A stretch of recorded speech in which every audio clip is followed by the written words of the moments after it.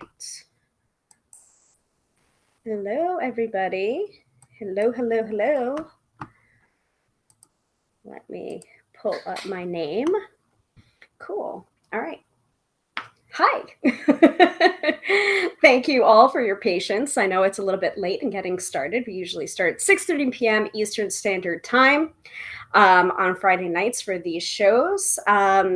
The description is just live show, but I believe Benevolent Corvus over on the gram of Insta reminded me of what we were thinking of doing the show about tonight last week, which is fantastic. And never mind. Sophia's over here now. Moved over here. Now I'm here. Now I'm here. But we are running things on 3 separate platforms: the Book of Face, the Tube of You, and the Gram of Insta. For all your listening and viewing delectation or delectation. Is that the right word? I don't know. And Zuri is also here. So let me wave to Zuri.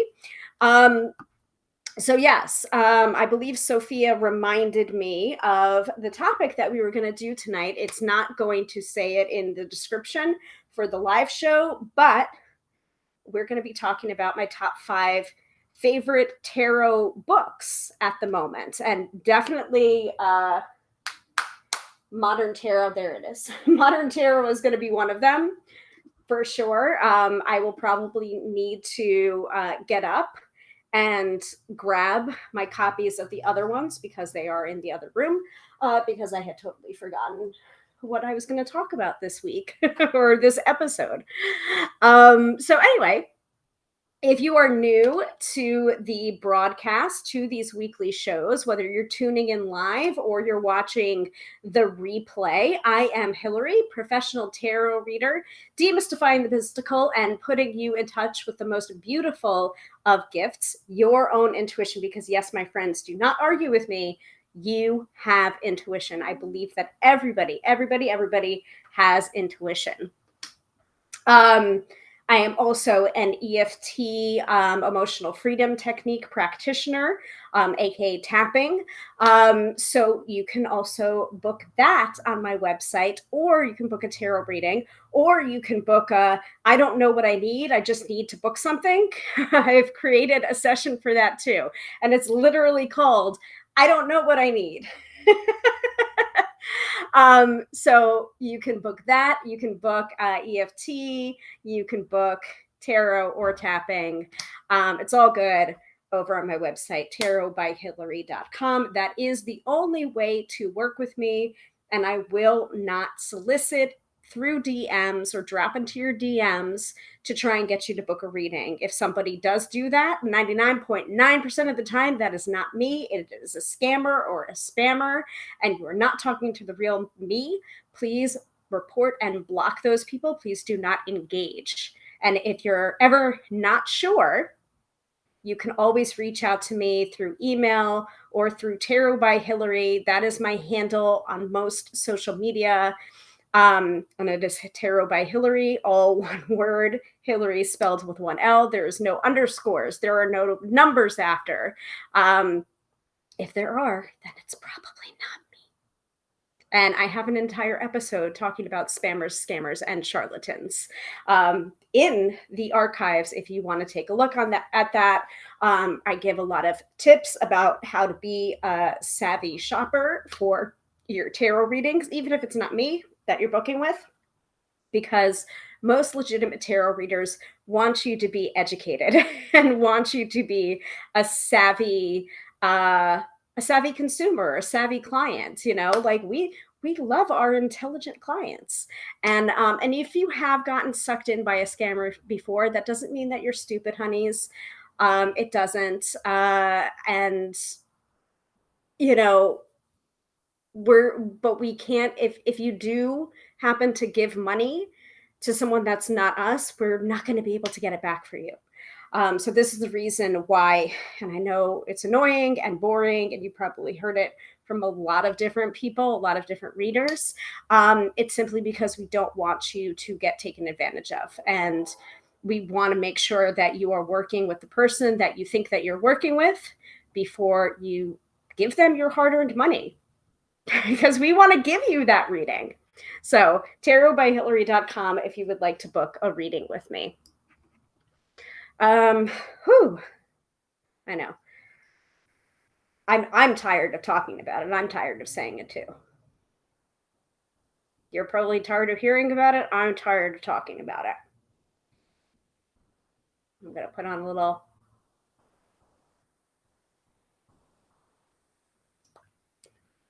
lip gloss. Okay. So, how these episodes normally work is we start off the episode with astrology from Teresa Reed's, aka the Tarot Lady's Wonderful Astrobiz Digest, for Friday, Saturday, and Sunday. And if you want more than that, you just have to subscribe to her Astrobiz Digest. Then we move into the topic that I am teaching or talking about for this evening. It is going to be the top 5 tarot books that I'm reading or learning or can recommend at this moment. Thank you, Sophia, for reminding me that that was the topic for tonight. And then we wrap up with the weekend forecast, which is either a tarot card or an oracle card pulled randomly or not so randomly, as tarot and oracle seldom are. Nothing is coincidence. Nothing is random with these freaking cards. And, you know, you get to also be called out by the cards, and you also get to witness me being called out by my own goddamn cards, because that happens too. And as many of you that are regular viewers on these Friday night shows, you can attest to watching me, witnessing me being called out live, which is always fun. As Sophia is saying right now over on, I think, the Book of Face, tarot loves to shout. LOL. Yes, sure does. Actually, sometimes our intuition doesn't like it. I think that it would prefer us to listen to our whispers, listen to their whispers or our intuition's whispers, so that it doesn't have to scream at us to get our attention. But you know, sometimes we don't like to listen to the whispers, and sometimes we have to get really still and really quiet to be able to hear those subtle energies speaking up for us. So, you know. Tarot likes to be seen, heard, and recognized, even if we don't follow its advice or we don't follow our intuition's advice. At the very least, an acknowledgement of it can be helpful. Like, I hear you. I'm going to go in a different direction right now, and thank you for speaking up. Oh, okay, cool. For a second there, I thought I had a message, but no, it's just the tube of you telling me that we're now live. Yes, we are. We sure are. Okay, I'm going to hydrate myself a little bit.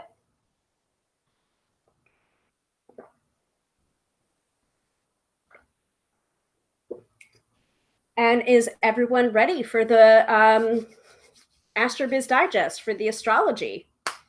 Give me a hell yeah, wherever you're tuning in from. Give me a hell yeah and let me know that we're ready. And I'm going to go ahead and pull it up.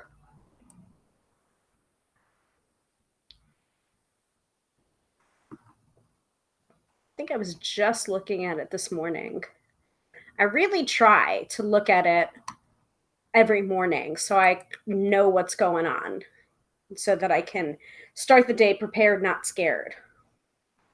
But sometimes I don't. So, and I'll give you the overview if there's like some big transits going on within the week. So we do have a couple of overall things going on this week. So I'll get to that. I'll talk a little bit about that before we get into the specifics for Friday, Saturday, and Sunday. So we've got a hell yeah from Sophia. Tara Rolf is saying hell yeah or hell yeah. Yes. Okay, I got it. Okay, let me pull that up. Also display that. So once again, Teresa's Astrobiz Digest is available. If you're liking what I'm hearing, I I cite from it every Friday night, 6:30 p.m. Eastern Standard Time, giving you the astrology from it for Friday, Saturday, and Sunday, and no more than that, because if you like what I'm hearing, it's from Teresa, and you can get a subscription of your own on her website, The Tarot Lady. And on the Tube of You and the Book of Face, I have the link in there, the direct link in there. Sorry, Gram of Insta, I can't do it for you there. But you can go onto her main website and you can find it in the top navigation, just thetarotlady.com, and look in the top navigation. You should be able to see Astro Biz Digest. Okay. So now that I've shown you that, let's go. So the big things that are happening, the two big things that are happening this week, for the week of June 13th to the 19th, mostly at the start of this week. So beginning with Mercury going back home to Gemini on the 13th, suddenly communication gets snappy and travel improves. This is your best few weeks for meetings of all sorts: writing, marketing, pitching the media, and talking it out with clients, excuse me. Also remember, wit is in. A little humor is not only appropriate, but needed. Mercury remains here until July 5th. And actually, that's funny that that's in here, because some of my newsletter subscribers got a newsletter from me on the 15th, which was basically about not taking life so seriously. And I mean, there are moments, of course, where it's important to be respectful and it's important to be serious and solemn, but also humor is really helpful. And the other day I created a silly little video of me with like a fake mustache, and it was more popular than any of the tarot stuff that I've posted lately on social media. So it made me want to reach out with a newsletter and be like, hey, let's not take everything so seriously, shall we? So I think that's, appropriate with Mercury going back home to Gemini. So remember, Mercury remains there until July 5th. Be witty, be humorous. A little humor is not only appropriate, but needed, as Teresa says. So the other aspect is the full moon is in Sagittarius on the 14th, and it's superb for travel, completing book proposals, and publishing. Put any of those activities on your calendar that day, and then off you go. I would also recommend reaching out to publishing houses as well. Your proposal could lead to a big yes. So those are the two big things going on this week, before we get into the specifics of Friday, Saturday, and Sunday. Any thoughts, questions, concerns before we move into Friday? Today, Friday, June 17th. And please note that these are in Eastern Standard Time. So if you are not in the Eastern Standard Time zone, please adjust accordingly. Do your own time zone conversions. You can usually find them pretty easily online, like World Time Zone Converter or something like that. Because this live stream is international, baby. I know it. I know it. I know some of you regulars are from Australia. And I think the other day we had someone from Oslo tuning in on the Gram of Insta. So that was cool.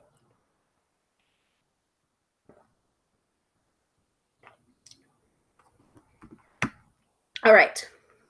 Friday. Today is excellent for community building activities, connecting with your team, and networking. Make sure you have all those sorts of things on the plan if you want to max this vibe out. The skies are clear all day, so you can make fantastic progress in any of these areas.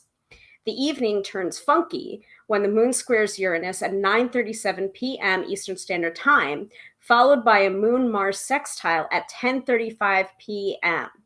Moods change on a dime. Aggressive types step up their hustle, and suddenly you wonder why you're not at home enjoying a quiet night with a good book. Hint, avoid the melee and keep close to your crib while everyone else dukes it out. Well, that was going to be the plan for us all along, folks. So today, Friday, June 17th, is a power day for Aquarius and a weak day for Leo. That was my plan anyway. It was just to, after this live stream, was just to stay home and have dinner and watch more Stranger Things. So all good with me. Saturday and Sunday. Saturday starts on a foul note. Oh, and ends on one too. Well, that's not good. Well, the ending isn't that bad, but still. The trouble begins when the moon squares Venus at 10:10 a.m., an aspect that attracts all the high maintenance types. They'll appear in your inbox demanding your attention when you've got a brunch to go to or somewhere else equally fab. A serious meeting could yield results at 10:47 a.m. when the moon aligns with Saturn. So put your energy there and avoid the drama llamas. Slow your roller coaster when the moon station's void at 2:50 p.m. In fact, I recommend unplugging from social media and working altogether once that kicks in. Here's why. Venus squares Saturn at 5:32 p.m., an ugly angle associated with sour moods and relationship or PR fails. Finally, the moon heads into watery Pisces at 7:01 p.m., far better for self-care than business. Sunday is reasonably clear, but frankly, you'll probably want to take the day to recuperate after Saturday's nonsense. Go hang out with the father figures in your life instead. Saturday is a power day for Aquarius and a weak day for Leo. That's similar to Friday. And Sunday is a power day for Pisces and a weak day for Virgo. Greetings to Shelly Marlowe, who's just joined us over on the Gram of Insta. Hello. Yeah, busy weekend, right? So before we move into the main topic for tonight's episode, which is the top 5 tarot books that I'm recommending right now, I do want to open up the floor for any questions about how your week's been going, if you had a weird day on Monday or Tuesday or any of the days that I didn't cover in the Friday, Saturday, and Sunday astro-weather from the Astroviz Digest. I want to open up the floor for questions about it. Like, oh, I had a weird Tuesday. What can you tell me about that? And we'll take a quick look at the astrology from Teresa Reed and see if there was a in the skies reason for it. Of course, we don't want to use astrology as an excuse.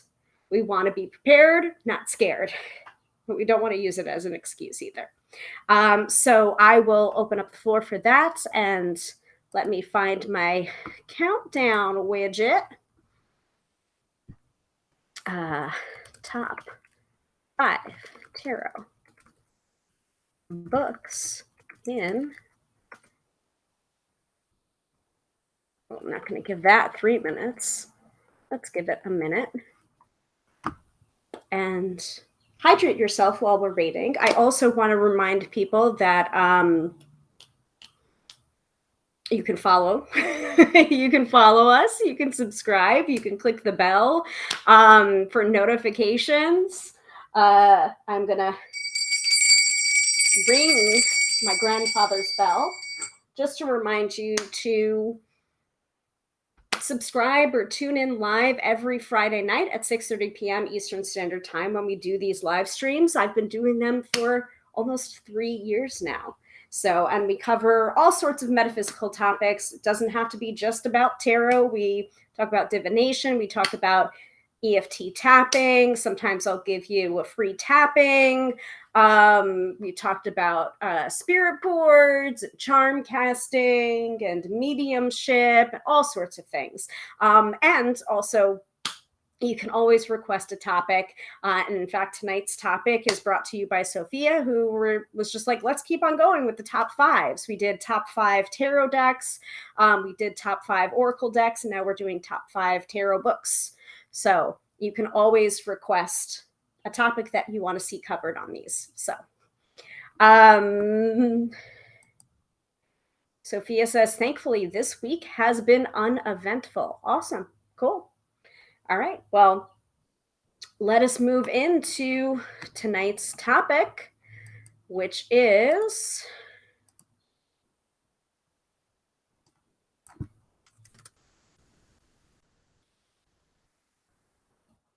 top 5 tarot books I'd recommend. Oh, so let me get started with the one that is closest to me, and then I'll have to go off camera for a second and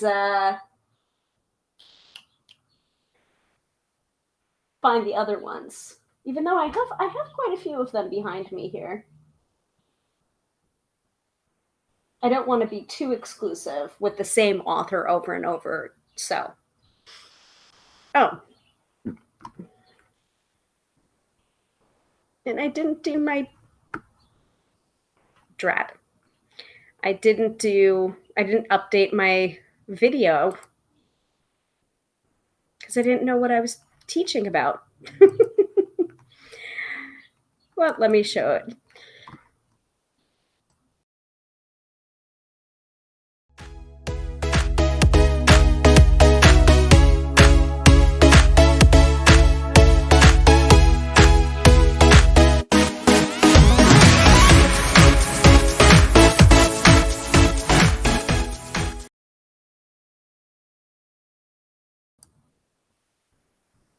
See, I told you I hadn't updated it, but I wanted to show it. It's really top 5 tarot books I'd recommend. I have to remember for next time to update the video, but I think it's so cute. So, all right, let's start with the first one, the one that's close to my hand. And let me know if you guys can see me and hear me, because I always get very paranoid when I show video or audio that's separate than the main camera or audio source. So let me know. Yes, we can still hear you and see you. Otherwise, I won't know. I think I can sail along through these and talk and talk and talk and have no idea that people are not seeing and hearing me. And that's scary. So give me a little all good. Okay, cool. Sophia says all good. So that's great. So my first recommendation, and I think I did speak briefly about this last week for the Ask Me Anything episode, which was kind of like, oh, it's a live show. I don't know what I'm going to talk about. I just wanted to get together with you guys because you have come to expect. Yes, Tarot Elf. I know I'm all good over on the gram of Insta because I didn't display anything additional. Unfortunately, the gram of Insta live is a little bit more bare bones that I can do on my third-party streaming app. So, but this is the way to get around having to download and upload, and yeah. So I recommend, if you want to switch over and see it in its prettier form, you can always go over to the Tube of You or the Book of Face, and you can find me there. So talked about this a little bit last week because that was one of the questions that came up in the Ask Me Anything episode, which was, what are you currently reading, or what book would you recommend? And I'm just like, oh, well, I recommend so many different books. So we have this one. This is going to be the first. It's not necessarily in priority order. This is just definitely what I have closest to hand right now, and I will get up and get the rest. But this is Modern Tarot: Connecting with Your Higher Self Through the Wisdom of the Cards by Michelle T. So Michelle T is the author of 10 books of memoir, fiction, and poetry, including the award-winning Valencia, now a film, and the speculative memoir Black Wave. She's the editor of the Sister Spit imprint of City Lights Publishers and of the Amethyst Editions imprint of the Feminist Press, and she lives in Los Angeles, California. That is the back of the book blurb for her bio. But she has been a tarot reader for a very long time, and actually made her living when she moved out to California by doing readings there. And a part of that is in her introduction in this book here. Um, she's been reading since she was 15 years old, by the way. Um, I didn't know how tarot worked its magic, but I didn't feel the need to either. There are many mysteries in the world, and I was thrilled to have a relationship with this one. When I made my way to San Francisco in my early 20s, my first job was reading tarot cards on Haight Street or Haight Street. Still sensitive to so many tarot related superstitions, I didn't charge for my readings but solicited donations. I recall receiving a rock from a hippie, not a crystal, mind you, but a rock, a single American spirit from a street kid. I also got great advice about getting food stamps, which kept me fed as I tried to find my place so far from home.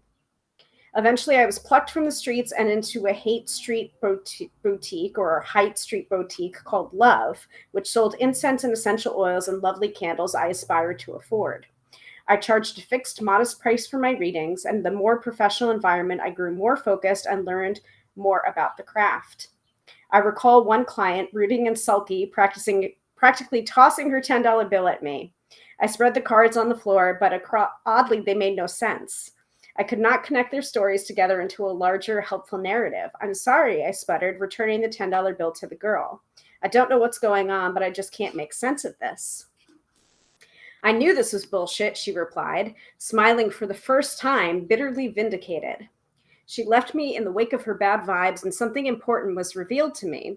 If the person receiving the reading doesn't actually believe in the tarot doesn't work, like a fairy whose existence has to be affirmed for her to survive. Tarot readings are an exchange of trusting energy between the reader and the seeker, and if that faithful collaboration is missing, in my experience, the magic does not happen. So that's a little bit from the introduction to modern tarot, and it's split into different sections. The introduction, the major arcana, the minor arcana, wands, cups, swords, pentacles, and then the court cards. And most of this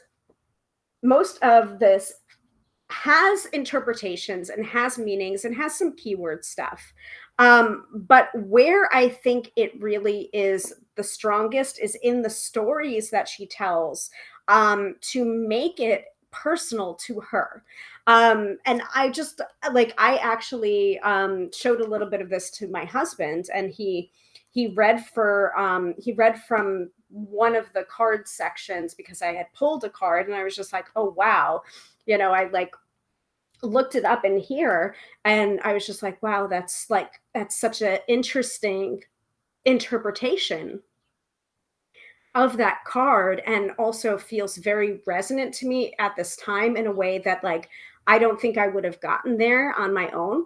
And I'm a good tarot reader, but sometimes reading about different tarot readers' experiences or interpretations allows us to see greater interpretations that we may not see for ourselves in reading for ourselves, So he read that section. He was like, wow, I really like this book. Like, it makes sense. It helps me understand the language of tarot a little bit more than I would have just from maybe a dry book of interpretations and keywords. So also there's a lovely section for each and every card that is working with the Death card, or getting through the Three of Swords, or working with the Eight of Pentacles, or being the King of Wands, or being the Six of Cups. So not only is there a personalization of the interpretations or the experiences that she's had with these cards, there's also ritual recommendations, or spell casting recommendations, or practical recommendations. For example, here I'm just pulling playing a little bit of bibliomancy here, and I turn to bring the Nine of Wands energy into your life. Go into nature and find yourself 9 wands, sticks, branches, twigs, driftwood. Arrange them on the ground in the shape of a circle and sit down inside it. Consecrate this temporary protective space by asking the forces of wands, cups, coins, and swords, that would be emotion, spirit, the body, and the mind, to join you and make your circle sacred. And then take out a notebook and do some writing. What do you want to protect, and how come, and what does it mean to you? And then on the other side of this battle, what would you like to see happen? So it's kind of practical, but there's also like spell casting or ritualized elements to bring yourself to a deeper understanding, not only of the card and the card's energy, but also ways to move through that energy as it presents itself in your life or in the questions that you were asking. So is everybody with me so far? Does anyone have any questions about modern tarot? Like, I got knocked on my ass the other day with I think it was the combination of the Wheel of Fortune and the Death card. And so I actually turned to this book. And I was like looking at the Death card and I was looking at the Wheel of Fortune. I know how to read both of them and I know how to read them in combination with each other, but I wanted to see what Michelle T's take on it was. It was just very interesting, especially the Death card. And I've started to take out my highlighter and highlight over some key sentences that I really loved. Where is it? Because it came up.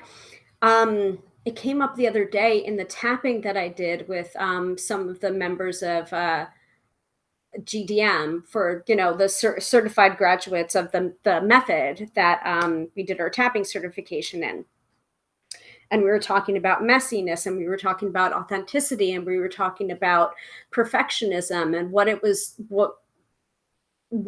that it was keeping us from advertising our services or putting ourselves out there as healers or service providers or breath workers or tarot readers or whatever kind of modalities that we were offering. And perfectionism was one of the blocks. And the Death card is definitely about change and transformation. But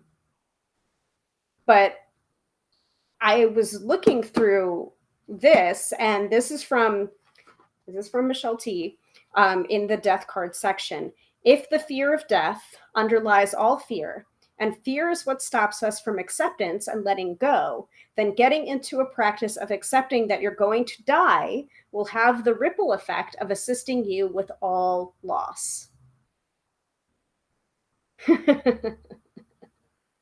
So that means that it can help us with fear of rejection. It can help us with grieving. It can help us with the fear of opening ourselves up to others, the fear of vulnerability, even.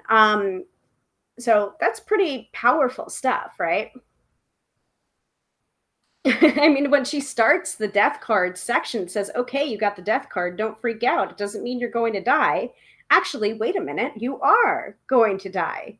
So am I. So are all the people you spoke to today, everyone you passed on the street, everyone whose status you liked or hated or ignored. We're all going to die.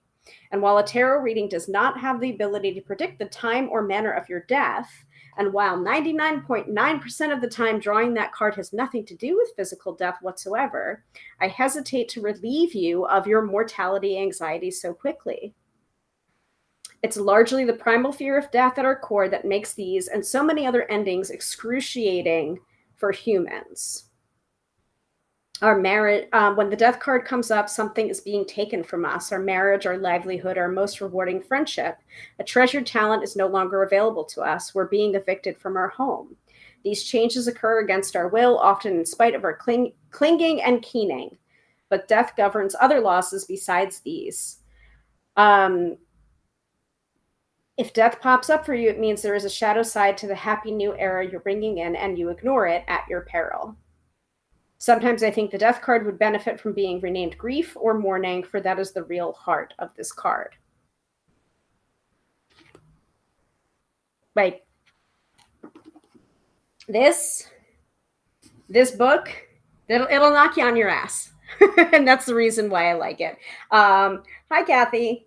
Hello. Trying to wave to you. It's not working.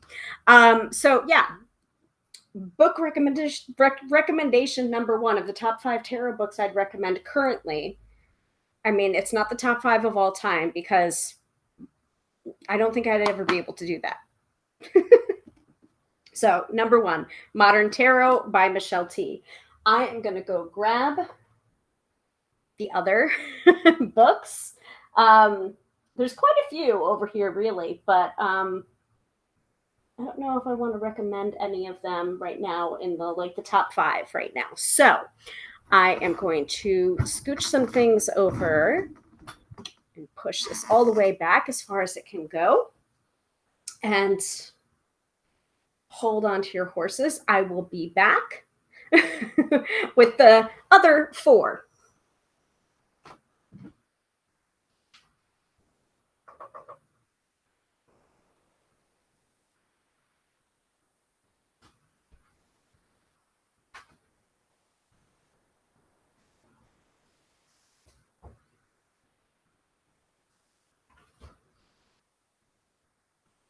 And if I can't find my copy of Kitchen Table Tarot, I'm just going to hold up Kitchen Table Magic.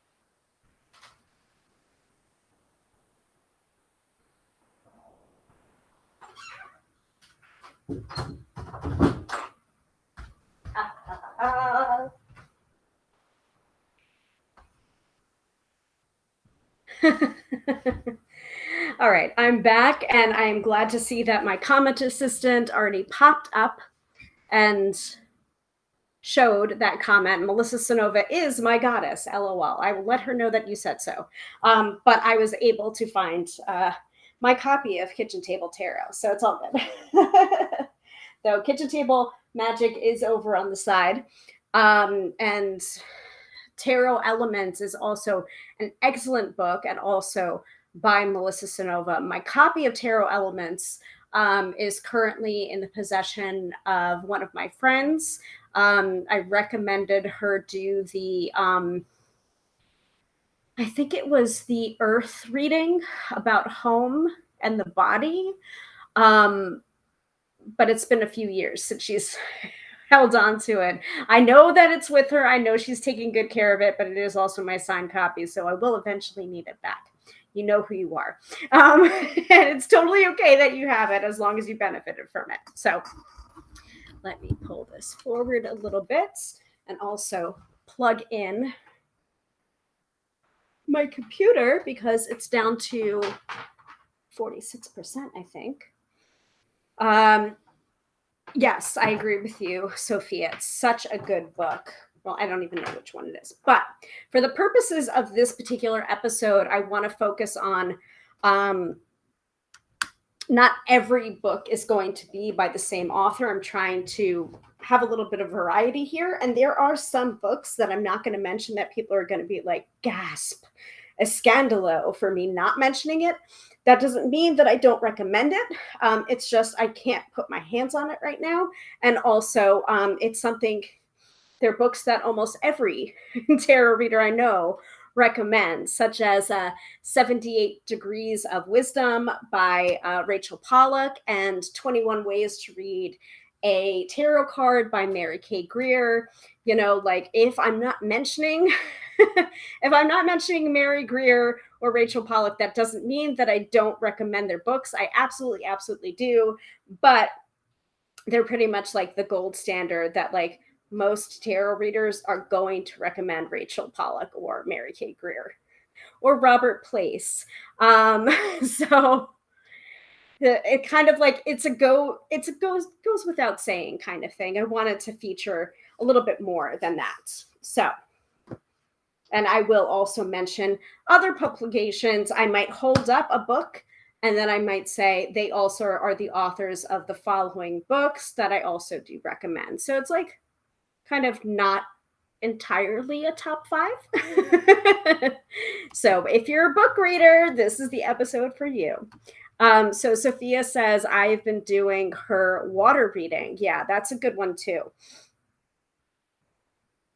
And I think I'm remembering correctly, did I get to preview some of that before it came out? Or was it Kitchen Tape Magic that I previewed first? Which I'm allowed to say now that it's already published. I feel like Tarot Deciphered by M.M. Moline and T. Susan Chang is slept on, but it's so good. Yes, I mean, exactly. Like if y'all have recommendations for books, like please feel free to put it into the chat. I'm sure everyone would love to hear it. So since we're talking about Melissa Sonova, I'm going to switch this back over. And I did get myself my copy of Kitchen Table Tarot. Kitchen Table Tarot by Melissa Sonova. Pull up a chair, shuffle the cards, and let's talk tarot. This is the first book that she came out with.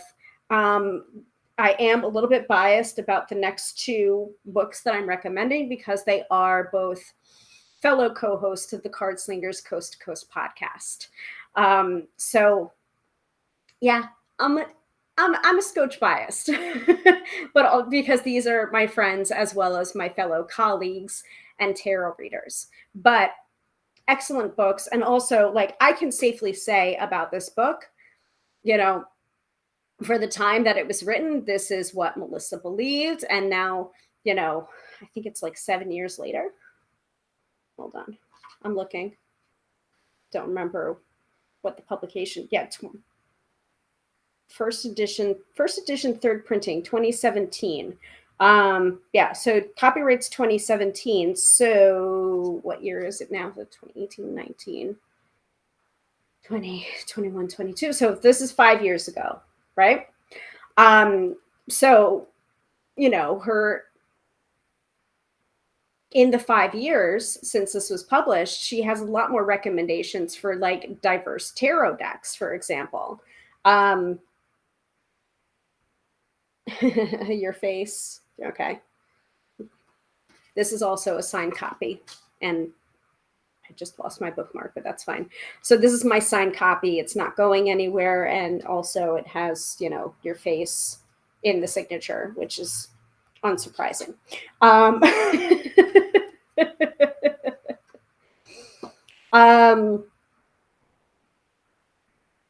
So the table of contents, actually, let me also read from the back for this. For years, Melissa Sonova has been sitting down with friends and neighbors who are curious about the tarot. She's heard all the questions and misconceptions that can confuse newcomers, and sometimes more experienced readers too. Kitchen Table Tarot was written as a guide for anyone looking for no-nonsense lessons with a warm, friendly, and knowledgeable teacher. Straightforward guidance on decks, spreads, card meanings, and symbols, filled with real-life examples and personal explanations of what it's like to read the cards.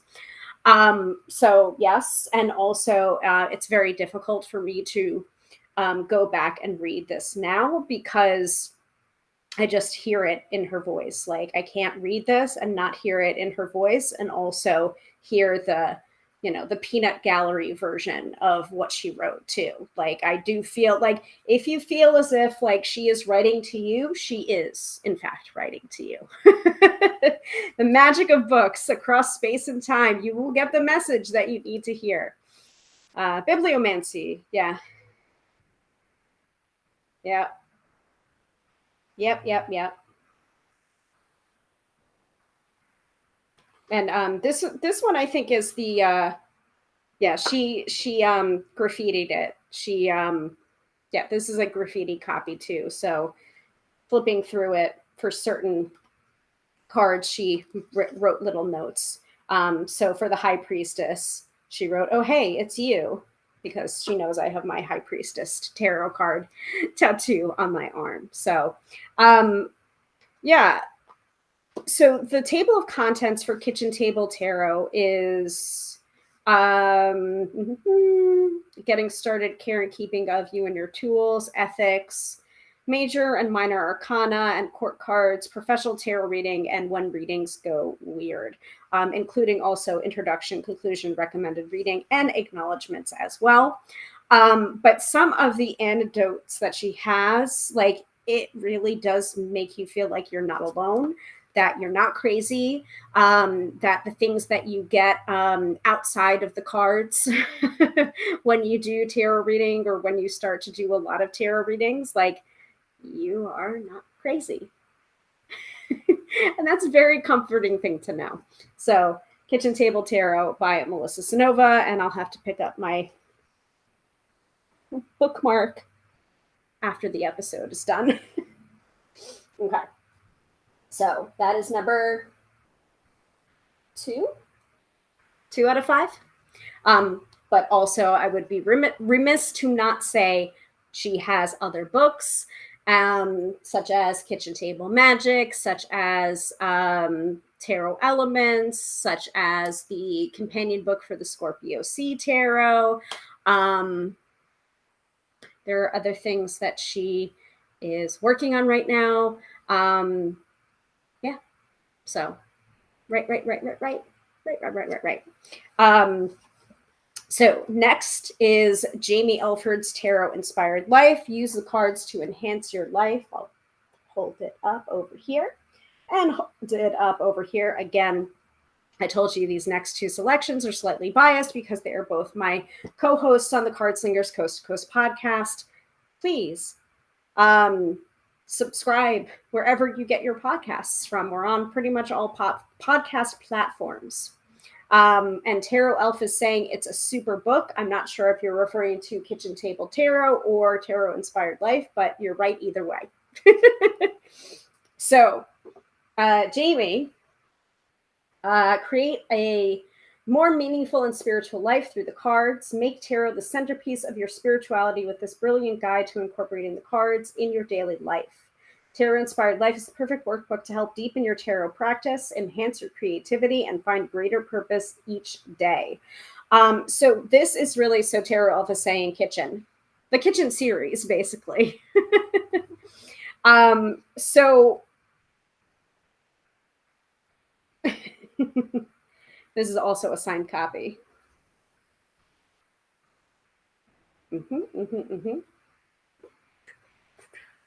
So here we have an exercise list, acknowledgement, author's note, introduction, what tarot is, history and structure, and then subparts that also include parts of a tarot deck, the major and the minor arcana and archetypes and the Fool's Journey.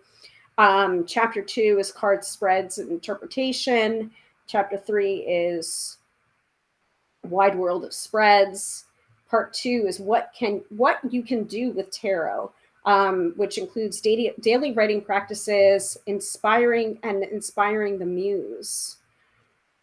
And then chapter 6 is getting spiritual. So that's meditation with tarot, embodying the archetypes, talking to spiritual entities. There's pendulums in there too. Chapter 7 is invocations for transformation.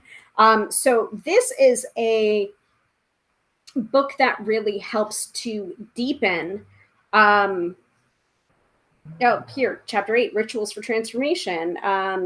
In part 3, putting it all together and taking tarot to the next level. So it's deep. It's a deep book that goes way beyond just tarot for divination or doing tarot readings. Like, this truly is what it says it is: tarot inspired life. You're enhancing your life through the tarot. You're touching your deck every day, and you're using your deck for much more than just divination. So if anyone has already read Tarot Inspired Life, please go ahead, put it in the comments. Same thing for if you've read Modern Tarot or Kitchen Table Tarot or this book. Just let me know what you think of them too. And I hope it inspires you to read them if you haven't. All right. Let's see, 1, 2, 3. So the fourth book we have here is let me know if you guys can still hear and see me, because I get very nervous when there isn't too much interaction in the comments. I just want to make sure that we're still broadcasting correctly. Things were weird last night when I was doing a Zoom and doing tapping with people. My internet connectivity went out a couple of times, and I was just like, I feel like we're moving a lot of energy, and that might be the reason why the internet connection went like, woo, woo. Anyway, Tarot Elf says, I'll have to check this one out. Awesome. I hope you do. Tell Jamie I sent you. So this book, The Psychic Pathway, it's not specifically a tarot book, but it is a book that I have been revisiting lately. So it's by Sonia Choquette, and so it's called The Psychic Pathway, a workbook for reawakening the voice of your soul. Hold it up to you there. Hold it up to you there. And this is also a signed copy. Oh my God, all of these ones are signed copies that I have, except for Michelle T's Modern Tarot. So the Psychic Pathway is a practical 12-week program for expanding awareness, reconnecting to intuition and imagination, and discovering a personal pathway to the soul. While there are many books available on the importance of living life on a spiritual level, there are a few that explain how. Sonia Choquette's remarkably clear, inspiring, and practical guidebook takes readers by the hand and leads them on a journey to their innermost being. Being psychic is living in the world differently, says Sonia. It's connecting to your pathway of genuine gratification, offering you a profound sense of real security, and opening your heart and mind to your core essence. And Sonia is a third-generation psychic.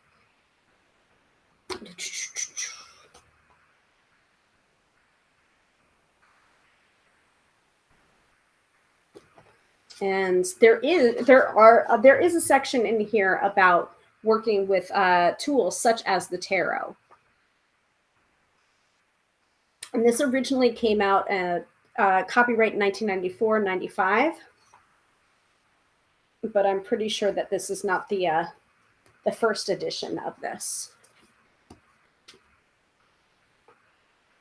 But the other day I was reading it, and from the Journey Inward section, where there's recommendations about psychic development, and that there are, is it cornerstones? Yeah, the 4 necessary decisions.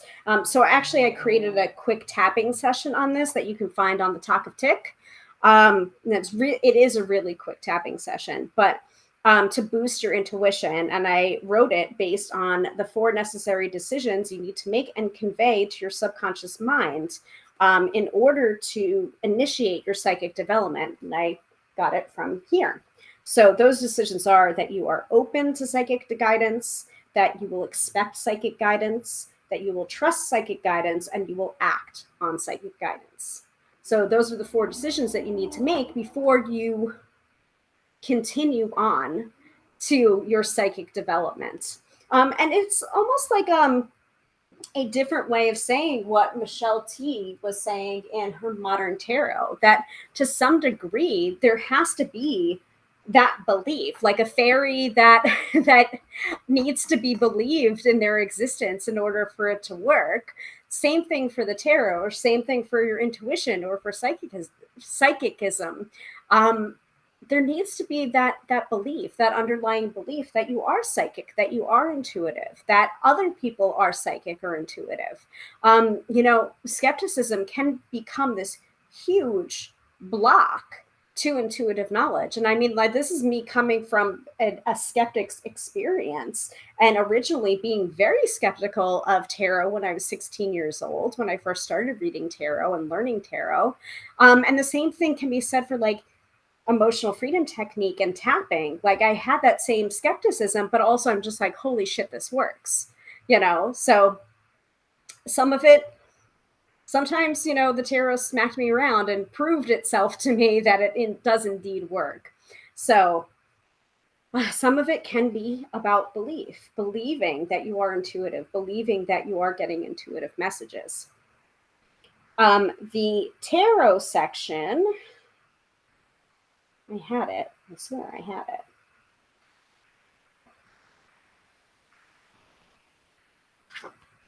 Because there is an index for this. Yeah, tarot cards. She does talk about tarot cards in this for a little bit, like in certain sections. 70.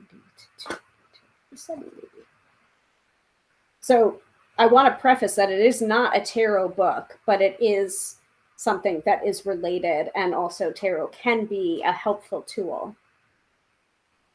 Yeah, how to use tarot cards. The most important thing in working with a tarot deck or with the regular playing cards of psychic guidance is to use them with a sincere attitude. This is the difference between divination and fortune telling. Divination is when one seeks guidance and spiritual understanding, whereas fortune telling is a much more irreverent and superficial look into the future. Okay, that's quoting from Sonia Choquette. I don't necessarily agree with that statement. But there is information in here about the tool of tarot.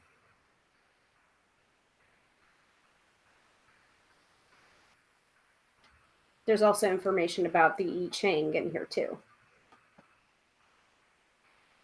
But there's also tons of exercises as well. By now you know that psychic means of the soul, not of the ego. So even though it is a paradox, the way to the soul is through play, creative play, and not effort. So this is the fourth book I would recommend right now for top 5 tarot books. I'd recommend. It's not necessarily a tarot book, but it is a way to focus and strengthen your psychic development and your intuition, which is probably the reason why you are accessing or drawn to the tarot in the first place. All right, number 5, and I am going to do a 6th book honorable mention because it's not out yet. And I am going to double check to make sure that we are broadcasting, because I'm getting really paranoid.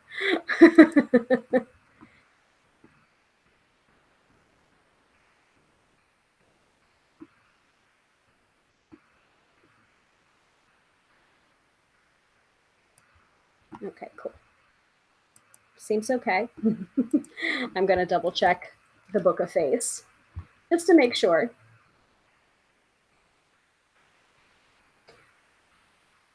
Hi, the Imaginary Restaurant. I know you're making. Thank you. Thank you for stroking my ego and making sure that you can still hear me and see me. Great. Let's see over here. Book of Face.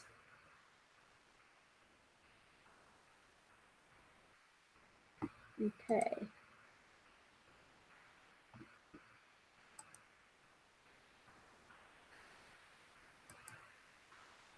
Yeah, looks like it's working. Okay. I get scared. I get scared from time to time. Okay.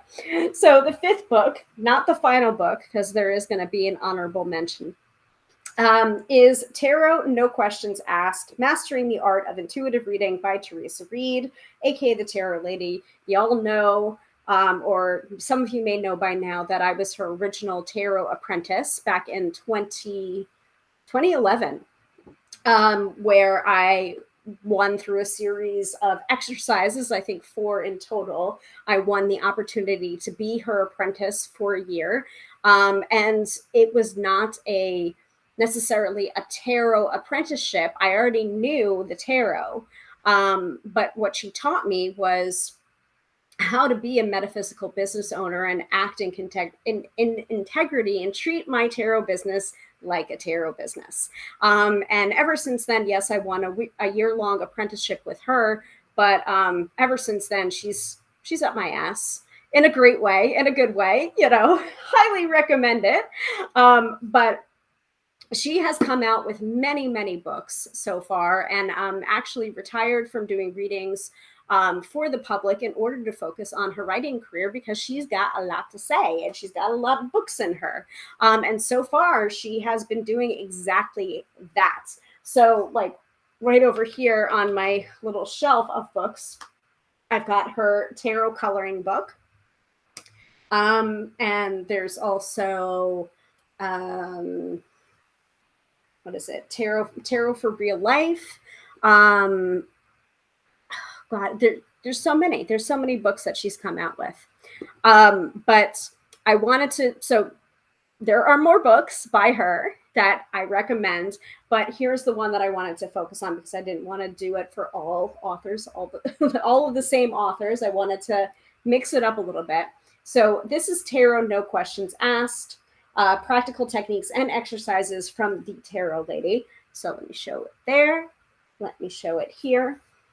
It's not enough to memorize the meanings of the tarot cards, and you can't do a reading with a workbook by your side forever. You need to. That's true. You can't. You can't really be charging for readings until you're off book, as it were. The Imaginary Restaurant just said, just pre-ordered her new book, Twist Your Fate. Twist Your Fate is going to be fantastic, folks. I think it's going to be out in September. So you can pre-order that now. I'm telling you, that's going to be a great book. I think I was asked to do an I don't know, like, I guess a quote or front of book quote for praise for Twist Your Fate. So you're going to see my quote about it in there, in the front of that book, if the publisher chooses to put it in the front of the book. I definitely provided one, so I can say with authority that book is going to be fantastic. It's really good. So Tarot No Questions Asked. Without a comfortable connection to your sixth sense, tarot readings become cookie-cutter interpretations. Totally agree with that. In Tarot No Questions Asked, you'll explore the basics of intuitive tarot reading, how to read the cards in a perceptive, sensitive fashion, and interpret them without questions, backstory, or anything to go on. Using exercises and examples, Teresa teaches you how to see patterns and clues in the images that bring the cards to life. Tarot sizes and journaling prompts throughout will help you embody the energy of the cards, see the story they are telling, and learn to trust your gut. Yep. And yeah, her blurb. Oh, good. Thank you. Tarot coloring book, Astrology for Real Life, co-author of Tarot for Troubled Times. That was, sometimes I mix up the titles because she's got so many out there that sometimes I'll like squish the titles together because she's got a lot of books out there. So actually, let's see.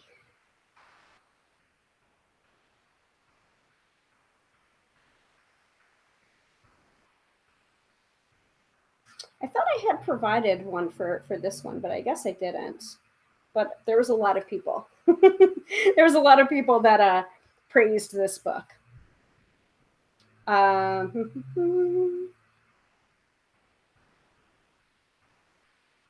where are the other?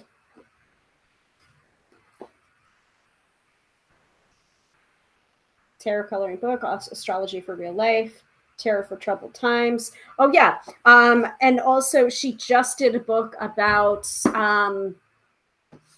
she did the Tarot for Kids deck with Kaylee Whitman, I think. And also the how to create your own tarot deck just came out last month too, with the artist Adrienne from Panopaz is her store in Chicago. So yeah, there's tons of stuff Therese has done. But this is the reason why I'm choosing just one book from each of the different authors. Let's see. So the different chapters in this book are foreword by Rachel Pollack, introduction, how to use the book. You've got tarot basics, you've got intuition basics, you've got road testing your skills, and going pro, recommended reading. And part one says, before you toss that little white book. So, you know, there is a place for that little white book, but sometimes I do feel like it can be a stumbling block in trusting your intuition, especially when your intuition is telling you something that is completely different from what the little white book or the guidebook is saying, because you have this like tendency towards going with like, oh, that's on the page, so that must be true or real, you know, like who am I to say this? And it's just like, well, but that's your intuition. So sometimes the little white book or the guidebook can be a stumbling block to allowing you to really trust what's coming up when you're seeing things. And that will happen. That's a natural progression of your tarot reading skills when you start to receive things that are not out of a book. So Tarot says, fabulous book. Teresa has so much knowledge. Yes, and she's very generous with her knowledge too. It's really fantastic to see, because there are some people that have been reading for over 30 years that waggle their fingers, and it's just like, you can't do this or you can't do that, or become gatekeepers to really learning the tarot and also becoming a tarot professional. And it's not the same, by the way, it's not the same thing to want to make sure that people are educated and taking tarot classes and really learning the cards before they hang out their shingle. You know, that's not, folks, that's not gatekeeping. That is making sure that we are educating our people. There's a difference. Like, do you want your doctor to just hang up a shingle without any medical training? No. So Sophia says she's the definition of a prolific writer. It seems once you finish reading one, there's another in its place, which is amazing. I agree. She's always writing, and she's very dedicated, and she's very focused. You know, she has those word counts that she wants to hit every day. Like, watch her process over on Twitter. The Tarot Lady over on Twitter, and she'll like put up her word counts, and she's like, I'm aiming for this today. You know, you can learn a lot just in witnessing the writing process. So, but yeah, this book has you know, like, I'm gonna give the Eight of Wands as a example here. Eight of Wands is associated with the element of fire. Unlike most of the minors, the Eight of Wands has no human figures. Instead, 8 wands are flying through the air. Who threw them? Why? Where are the rods going? It's hard to say, but one thing is clear. There is movement. This is a card of swiftness and progress. No speed bumps are on the way, which means you can expect a lot of ground is going to be covered quickly.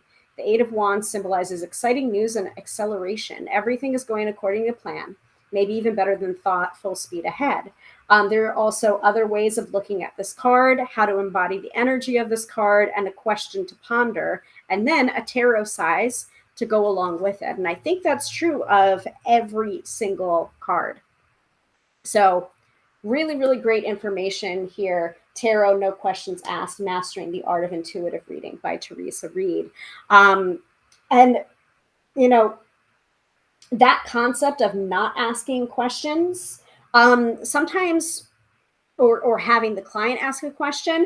I think that's more in keeping with like a longer reading. You might not be able to do that for like a festival reading or an event reading where you have to get in and out quickly. Sometimes you need that person's name or a question they're asking or a topic to focus on to be able to get in, read their cards for 5 to 10 minutes, however long you got the timing of it, and then like get back out again, next person.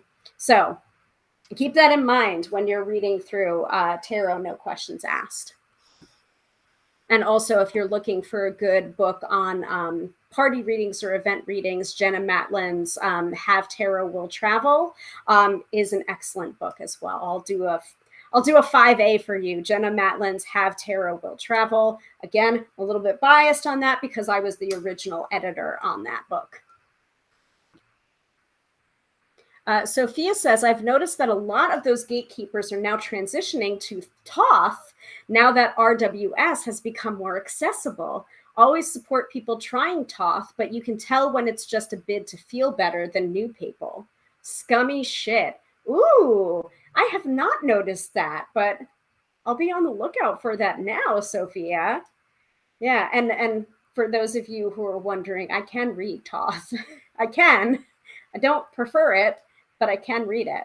And that was more of a like, almost like an intuitive dare for one of my clients, where my client, she was gifted a Thoth deck by a friend of hers who had since passed. And so she felt moved to be read from that particular deck. And I was just like, oh, wow, like I'm honored, but are you sure? And like, it's really not my cup of tea. I'm pretty sure I can do it and we'll try.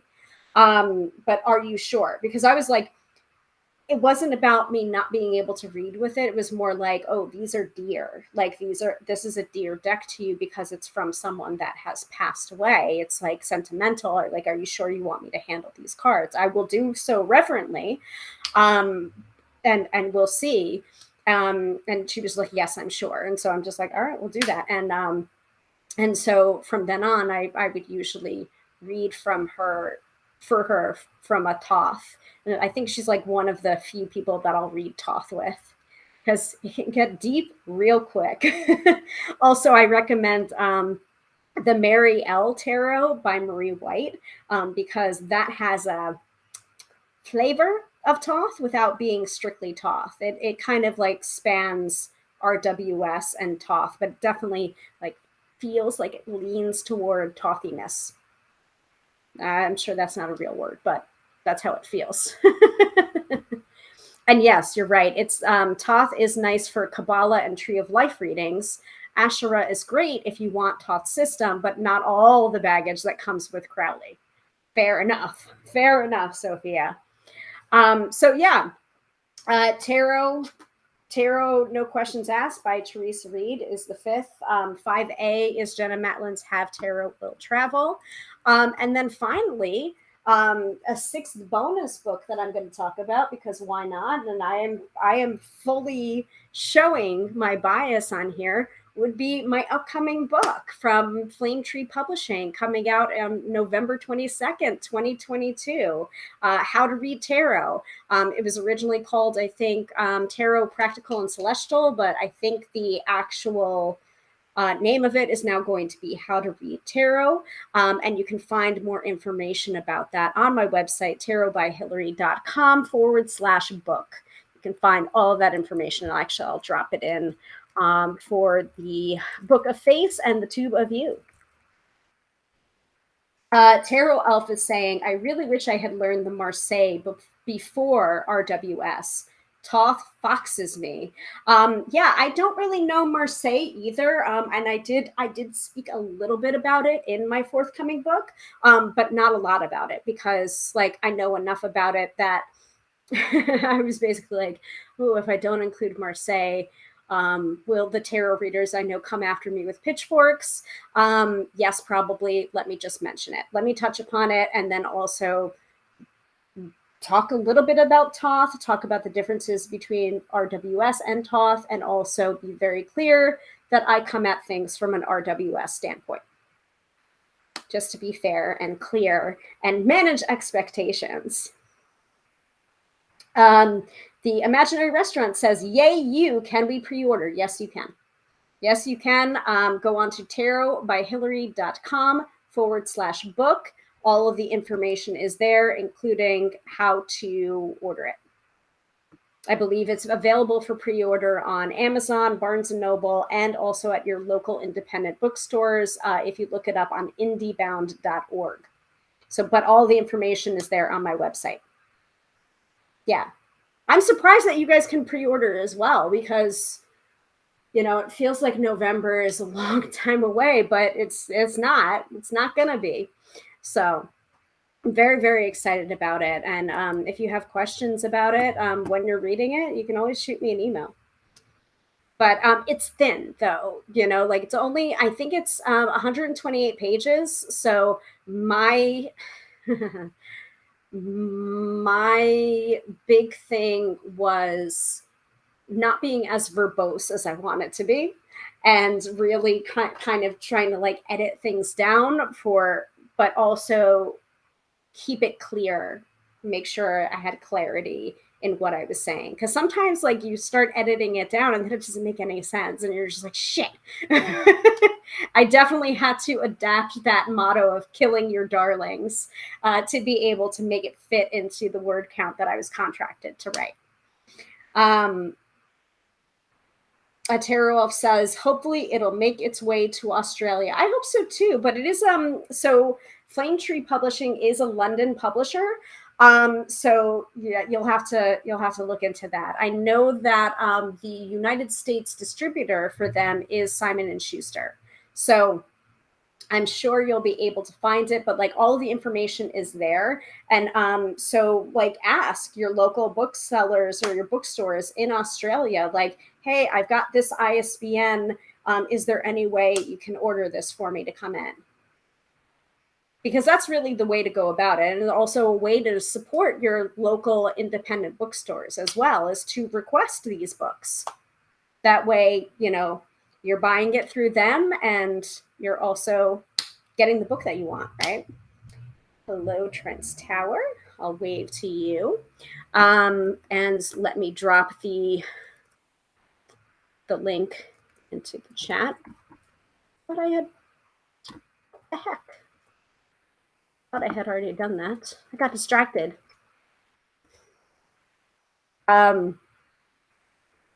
So Sophia says, heck yeah, air horn, air horn, air horn. Yes. Very, very exciting stuff. So I'm going to go ahead and display the URL for the page on my website, but then it will direct you accordingly wherever you want to go and order it. tarotbyhilary.com/book is where you can find it. And Trent's Tower is here. Hello. Hi. Been enjoying the podcast. Thank you so much, Trent's Tower. We really appreciate that. Actually, it's kind of funny that you say that, because Sophia was just saying air horn, air horn, air horn, which is more of a Melissa thing than a Hilary thing. And I don't know if you've gotten to the episodes where I try and rail against the air horn, but it's there. Katie is also here. Hello, Katie. So yeah, I think that's it, folks. So that is the top 5 tarot books that I'm currently recommending. So I'll go back over it in order.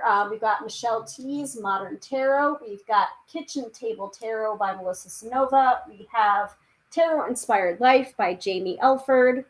We have The Psychic Pathway by Sonia Choquette. We have Tarot, No Questions Asked by Teresa Reed. And then 5A was Jenna Matlin's Have Tarot Will Travel. She also has another book that's out where I think it's called Will You Give Me a Reading? I think that's one of Jenna Matlin's other books. I think she's got 3 right now.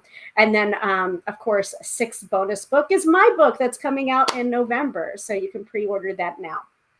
Again, tarotbyhilary.com/book. You can find all of the information there. For some of you that are coming in a little bit later or watching the replay from this spot, I don't know. I did want to mention that I did add a couple of appointment options to the scheduler today.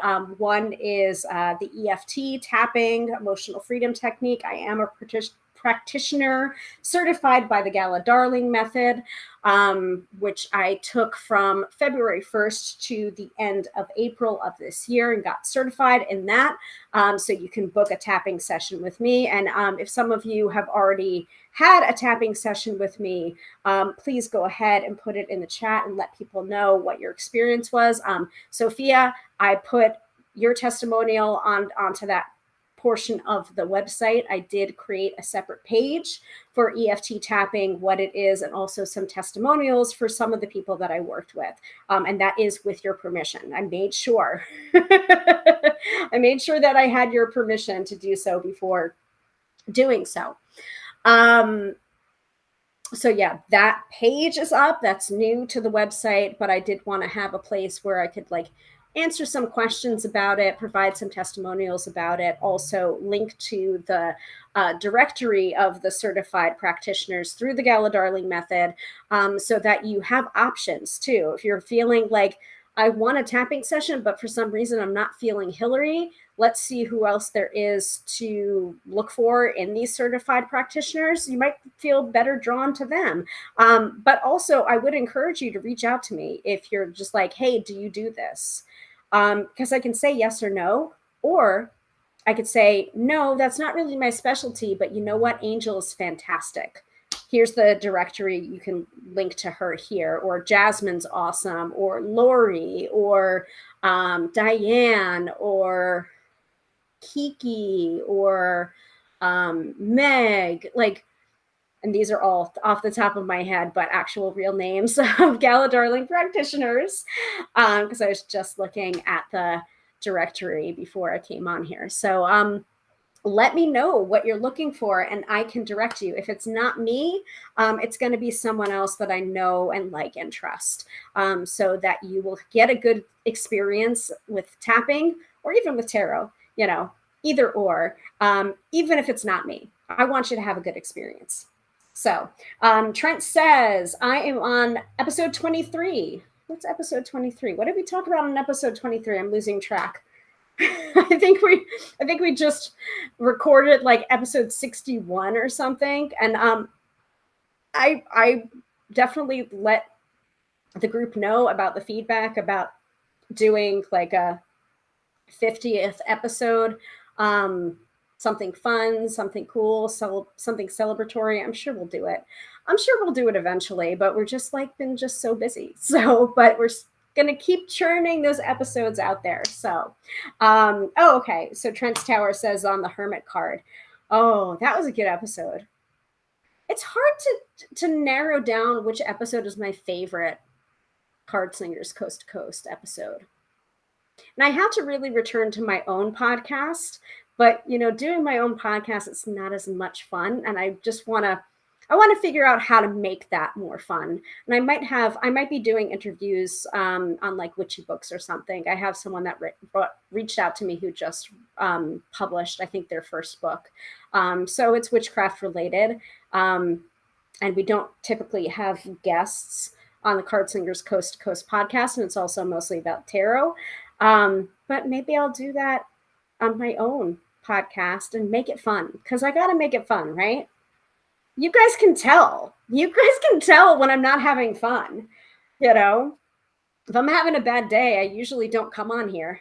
Or I'll say, I'm having a bad day. And then usually my mood will brighten because you're here loyal and wanting to, you know, be a part of the community and be a part of the live taping of the episode that we do every Friday night at 6:30 p.m. Eastern Standard Time. You guys are loyal, and I love it. So Sophia is asking, have you ever thought about combining EFT with Reiki or therapeutic touch? I know there's set tapping points, but tapping in addition to working the chakras sounds like it would be very interesting. I haven't considered it, but I'm pretty sure there are people in the GDM directory that do Reiki as well. Like I know off the top of my head, I'm pretty sure that Angel is also a Reiki practitioner. I don't know about therapeutic touch. And I know that Lori does breath work, which is very interesting.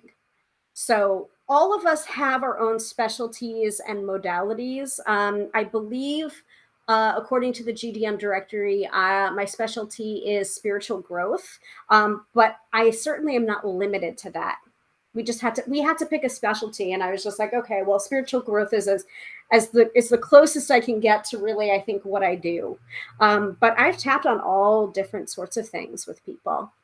So, I mean, like, obviously, Sophia, you know, you've experienced it. So, Katie says your honesty is wonderful. Thank you, Katie. I don't know any way else to be.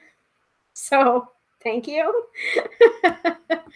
um, God, I think lying or faking it would be absolutely exhausting.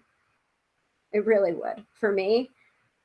And people see right through that shit. They really do. People are a lot smarter than you give them credit for. Individuals, people as a group are stupid.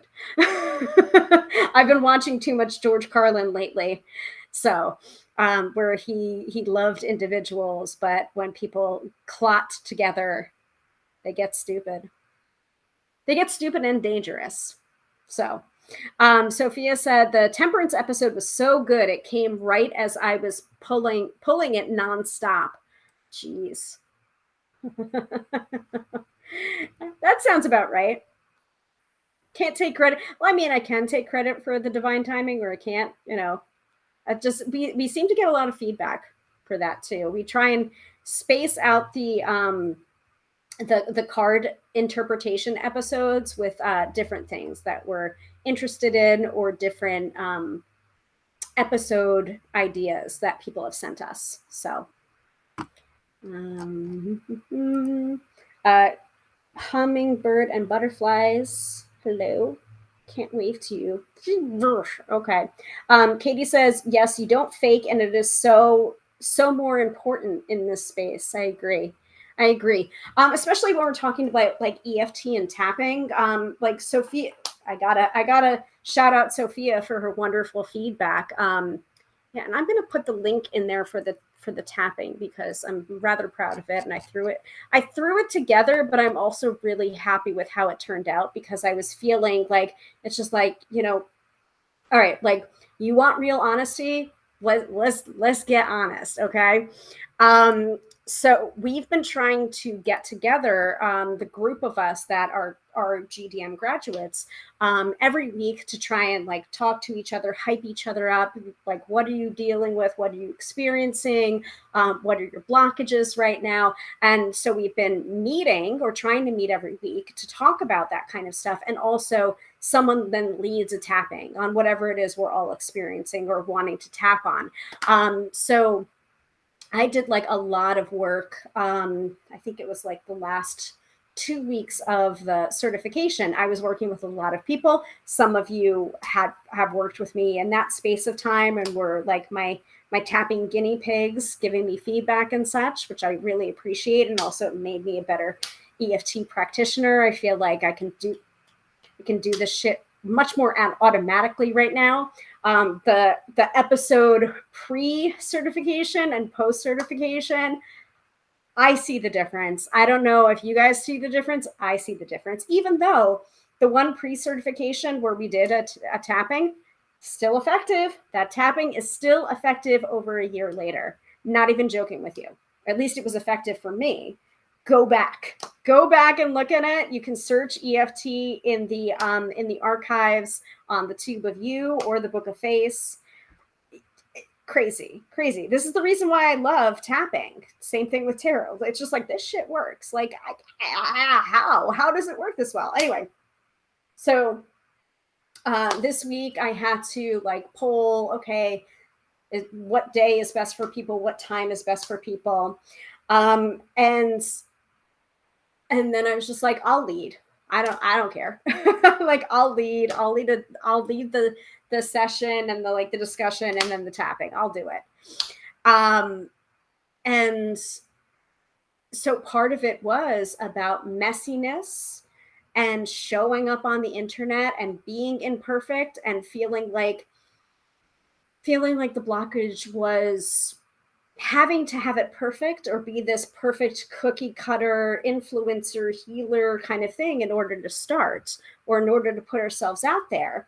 And I was just like, oh my God, like, why are we still having to tap on this? This sucks. But it was also very real, and it was also very honest. And like, listen, you're going to be tapping till the end of your life. You're always going to have stuff to work on. It never ends. So Katie says tapping is crazy effective. I know, right? So that was the tapping that we were doing, was talking about like ways that we're hiding or ways that we're not putting ourselves out there, and why are we not putting ourselves out there. And sometimes you don't even need to know why you're not. You're just like, all right, like, I know that I'm hiding. I know that I'm hiding, and I don't need to know the reason why. I know that I just need to take steps to put myself out there. So Sophia, VCB over here on the gram of Insta. Ooh, yes, I can relate to that. Waiting till it's perfect to start. Yes, exactly. And we can always do a tapping session on that too, or you can reach out and work with me, because I love this shit, you know, and a lot of this stuff is stuff that we're working on too. But just because we're working on it too, doesn't mean that we can't help you as well. Like, we're all tapping together. We're all healing our shit together, you know? And I think one of the things, or one of the phrases that I said in that tapping last night was, I am just a little bit further ahead of my clients, and that's okay. I just have a little bit more knowledge than my clients, and that's okay. And I can help them from, like, you know, 5 spaces ahead of them on the, like, the game board, you know? And it really did help. And I didn't even realize that I was hiding or holding back, because I do these live streams every week. And it's just like, oh, well, no, Hilary doesn't hold back, or Hilary doesn't do, you know, like, clearly she's out there and just like, oh no, I'm still hiding, folks. I'm being honest about it. But sometimes it's hard, and it's hard to be vulnerable on here. And that's when tapping comes into it too. Like, you have to be willing to be vulnerable and go there and be honest in order to, like, clear some of this shit and clear some of these beliefs, and being brave enough to realize, oh, I do have that shit coming up. Oh, I do have some of this underlying stuff. And so I realized that I put up the EFT option on my website, but like on my scheduler, but I didn't create a separate page for it or a section for it. And I didn't really announce it either. So I'm just like, oh no, I put it up. See, look at what I pat myself on the back for, like, slightly. And some days you're gonna slightly move forward, and some days you're going to be like, oh, that's bullshit. Okay. You know, like, I didn't really do it. You know, I'm just kind of like showing that I kind of did it, you know. And actually, Meg, in the video that we did after the graduation, she said that about her past. You know, it's just like, I was doing 60%. I was doing 60% of the work so that I could have, like, a convenient excuse for why something failed. And I'm just like, oh. And we all recorded those testimonials for GDM all separately. So the fact that we all had very similar answers and very similar experiences, or where we were at spiritually before and after, that was not planned. That's how you know this shit is real. Anyway, so Sophia's saying, oh, random question. Would you ever take on tarot mentees like your experience with Teresa? Actually, I did. So not necessarily tarot mentees, but business-wise, yes. And actually, Teresa did this to me about, I think it was a year after. She basically did the tarot apprentice contest again. And so she selected someone, but she had a very strong, like, second candidate, or like runner up. And so she was just like, are you ready to mentor someone? And I'm just like, I guess I am. and basically taking her asking me as a sign that yes, I was ready. So my mentee was Amelia Quint of the Midheaven, or that's what her website used to be called. I think it's just Amelia Quint now.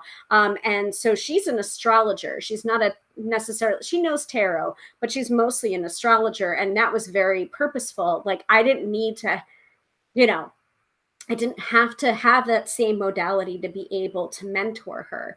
And so I'm very, very proud of the work that she's done. And so she's like done astrology for like Bustle. She's done astrology for a bunch of different Cosmo, I think too.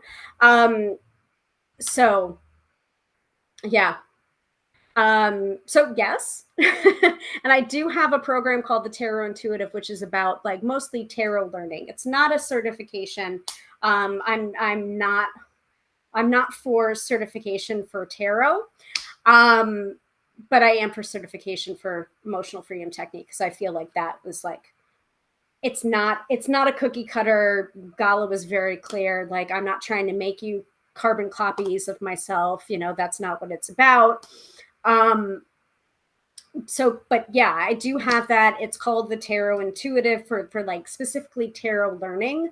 But yeah, reach out to me, send me an email, Sophia, and we'll talk, because I've been considering it for a while, like on the business side of it. And I'm really like wondering what that would look like, what that would feel like. We've also done group coaching before, Teresa and I have, called the Tarot Brainery. And that was interesting, but it was also a little bit frustrating, because I feel like there was only like a handful of people that really like hit the ground running with their businesses afterwards. And a lot of it was like just the amount of excuses people had for like not turning in their homework or not showing up or not doing the exercises. And it was a completely free like group coaching thing. And I think that might have been the reason why people were not, there's no skin in the game. Do you know what I mean?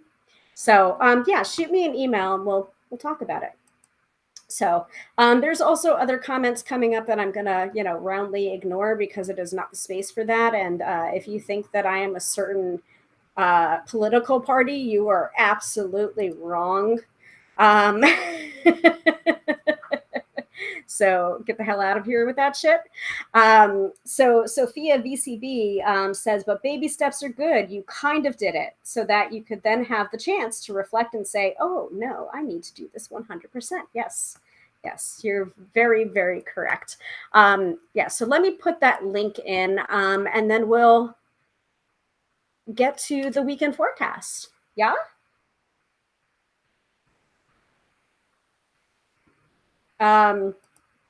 So Sophia says, yeah, I feel you there. Wanting it isn't enough. You need to put the time and the effort. Yeah.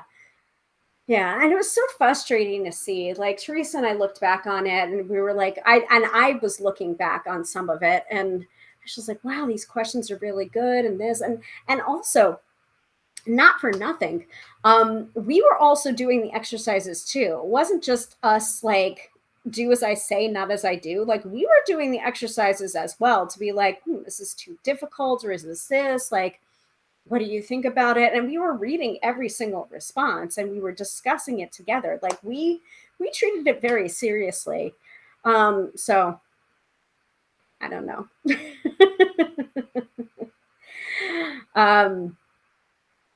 All right, so let me display that link. So yeah, if you would like to learn more about EFT tapping, what it is, what I can do for you, what I can't do for you, accepting full responsibility for your actions, you can check it out, tarotbyhilary.com/EFT-tapping, or you can just go to tarotbyhilary.com and look on the top navigation and select EFT tapping. Then Kate, is Casey the imaginary restaurant? I have to refer to you guys as your handles, because I don't know. I try to learn. I was over on the Talk of Tick the other day, and I happened to see a live and attended it for a little while because the guy's voice is very soothing. Can't remember the guy's name. But it turns out that his fiance is like an astrologer and tarot reader that has like really funny talk of tick videos about like what to do if your significant other is a Pisces or what. They're really cute and funny.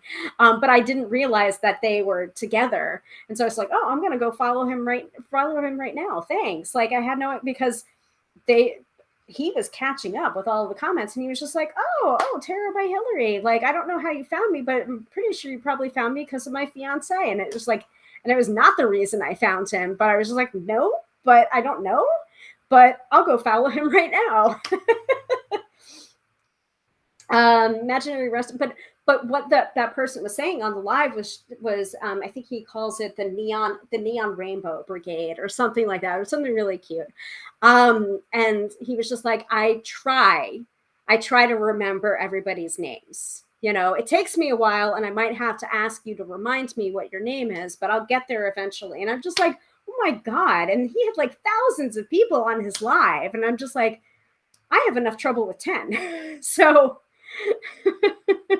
I appreciate that. So I'll remember. I will do as he said, and I will try to remember, but I may forget and I may have to ask you to remind me. So I finally remembered Sophia's handle. Takes a little while, but so Casey, I will refer to you as Casey from now on then. Sometimes people need a taste to realize how challenging it is to be an entrepreneur. Your project may have been effective. Yeah. Effective in showing them, hey, this is not a free ride. You can't just put out your shingle and expect things to happen, right? Okay, so I will refer to you as Casey from now here on. And Sophia VCB says, oh, wow, that's such a good and interesting point. Yes. Yeah. I mean, the project, I guess, was effective in showing people that it's not all, you know, rainbows and unicorn farts, you know, being in business. It's a business. You got to treat it like a business because it is. And we do deeply care. You know, most tarot readers, most spiritual entrepreneurs do deeply care. We're not trying to rip you off. We do really care, but we also, this is our job too. We need to be paid money for it. And unfortunately, you can't just like pay your cable bill with a reading. You can't do that. By all means, try and call and get back to me if that's actually possible, because it's usually not. Sophia said, my business Sona, LOL. Okay, gotcha. Sophia also says, people don't realize that tarot is not a get-rich-quick scheme. It certainly is not from my experience. And there are so many people, like this is the reason why Teresa and I did this a few years ago when it was true. Now I am a full-time tarot reader with an immense amount of support from my husband and healthcare through him and his job. And that's also another thing I really want to point out here. Like, there are many tarot readers out there that are part-time, like that do have full-time other jobs to be able to pay the bills, because it's very, very difficult to make this a living full-time without help, you know, like, and even healthcare, individual healthcare for yourself is expensive, you know, like I had long conversations with my husband before I decided to make the leap. It's not easy, and it hasn't been easy either, you know. It's not all sunshine and roses. It's not. It can be very hard. Teresa and I did a like dueling blog posts where what it's like working as a full-time tarot reader and what it's like working as a part-time tarot reader. She had it as from the full-time perspective because that was her experience, and I had it from part-time experience at that time. So, and you can look that up on my website, tarotbyhilary.com, and look up part-time, and it should come up for you in the search bar on the side navigation. But yeah, take a look at that and see what that experience is like, and then go over to Teresa's post about being a full-time tarot reader. It's an eye-opener. It really is. Yes, it is a burn money on deck scheme, though. LOL. Well, I mean, the decks are tools for a trade, yes, but you know, sometimes it is hard to rationalize purchasing 5 decks. You only really need one. So, and this is speaking as a tarot magpie. Um, Sophia VCB says, I saw something that made me kind of sad that apparently a lot of business owners don't pay themselves a salary or just aren't making much. Yeah, I mean, like, I'm not there yet. Can't pay myself a salary. No. And even when I was part time, most of the time I was taking that money and reinvesting it in my business. I mean, like, everything costs money. There's another post that I did called Tarot Reader, Where Does Your Money Go? Where I talk about money and time and expenses that go into this business. I mean, like, my website ain't cheap. You have to pay for hosting. You have to pay for the URL. You have to pay to renew it. Be live, that's a subscription, the third party app that I use to go live every week. My clamp light here, I've got my social light, tripod stand, which I really didn't need. I've got my snowball mic. I've got, it all adds up. And also time as well. Time is a resource too. So Sophia also says, but I guess the payoff is being your own boss and being able to make your mark on the world and also set your own schedule too. That's another big reason I did it. Katie said, Teresa works very hard too and gives quite a bit away. Yes, thank you for saying that, Katie. And that can be very frustrating too, where, you've got these I totally ignored that comment before, where they're just like, can I ask a question? And it's just like, if it's for me to pull a tarot card on, the answer is no. Yeah, Casey is saying the payoffs are wonderful, but the cost is real. Yes. And freebie seekers are going to happen in whatever industry you're in, but it seems like, the more you give, the more people are demanding and also are quite rude about it sometimes, which is the reason why I say, if you want to book a reading with me, tarotbyhilary.com. That's the only way to work with me. But these live streams that I do every week, that's an investment on my time. We're approaching almost 2 hours for this particular episode, which is wonderful. And it's great. And I love spending time with you guys. And I thank you so much for the loyalty for some of you that tune in live and also watch the replays. And these this is a source of amazing information that you can go back to again and again. You don't have to wake me up at 3 in the morning and ask me about court cards, for example. You can go back into the archives and the replays and look up court cards and you'll find it. I think there's a 2-part episode there, which is almost 5 hours in length total. And yeah, that's free, but it's also not free. Do you know what I mean? That's coming out of my pocket. That's time out of my pocket. That's resources out of my pocket to be able to provide that free content, which I'm happy to do.